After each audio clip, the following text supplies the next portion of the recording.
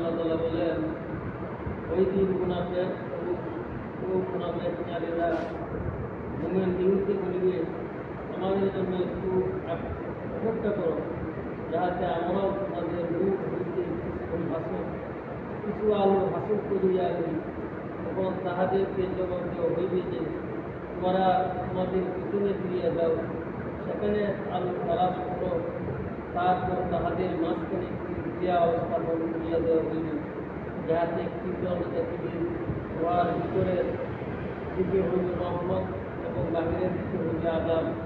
অতঃপর ওই মুনাফিকরা ডাকিয়া বলিবে আমরা দুনিয়াতে তোমাদের সঙ্গে ছিলাম না, তাহারা মুসলমানগণ বলিবে তাহার সঙ্গে ছিলে বলতে, কিন্তু তোমরা নিজেদেরকে গুমরাহির মধ্যে জড়াইয়া রাখিয়াছিলে এবং তোমরা মুসলমানদের উপর মুসিবতের আকাঙ্ক্ষা এবং অপেক্ষাগুলিতে আর ইসলামের সততা সম্পর্কে তোমরা সন্দেহ পোষণ করিতে আর তোমাদেরকে তোমাদের যেহেতু আশা আকাঙ্ক্ষা ঢোকার মধ্যে ফিরিয়া রাখিয়াছিল।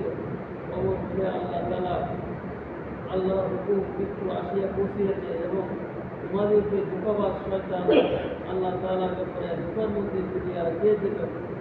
আবু সুফিয়ান হইতে আয়াতের তাফসীরে বর্ণনা করা হয়েছে যে অর্থাৎ তোমরা গুনাহের দ্বারা নিজেদেরকে গুমরাহির মধ্যে ফেলিয়া রাখিয়েছিলে এবং তোমাদেরকে তোমাদের আশা আকাঙ্ক্ষা ঢোকার মধ্যে ফেলিয়া রাখিয়েছিল, কেননা তোমরা ইহা করিতে যে আমাদেরকে ক্ষমা করিয়া দেওয়া হইবে।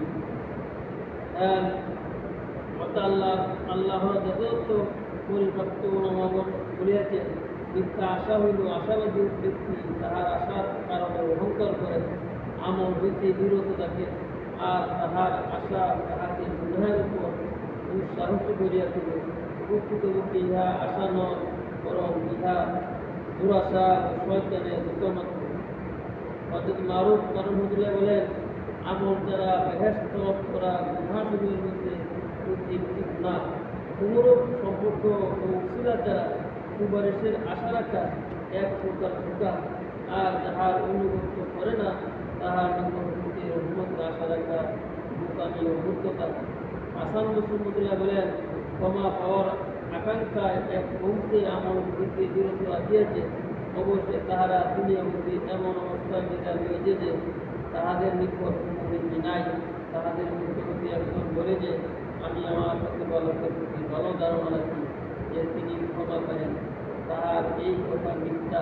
কেননা যদি তাহার কোন অধিকারের প্রতি ধারণা ভালো হইত তবে সে ভালো হত।